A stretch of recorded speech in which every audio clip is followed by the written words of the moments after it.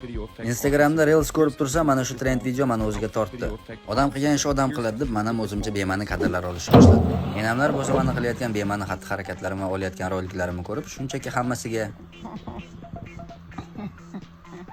ko'ngildagidek kadr ololmagandan so'ng o'sha trendni aynan takrorlashga qaror qildim. Trend olishga bo'lgan yuqori ishtiyoq bilan yaxshi kayfiyatda sochlarimni tarab, o'zimga qarab, endigina ko'chaga chiqib ketmoqchi bo'lganimda enam Obedga ovqat qilib ketdi. ishtiyoqim ustunlik qildi, lekin bu bilan ham xafa qila olmasdim. Bu sizga obedga shirin ovqat olib kelaman deb fayz saloniga yo'l oldim.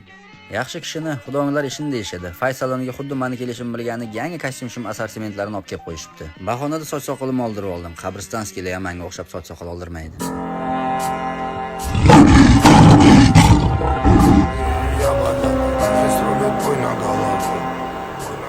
Chalg'imiymiz, Ravshan aka ham mandinimga mos eng yaxshi kostyumchilarni tanlab berdilar. Akaga rahmat aytib 5 oldik va ishni boshladik. Ko'p gapirmayman. O'zingizlar videoni ko'rib, xolis fikringizni kommentariyada bildirib ketinglar.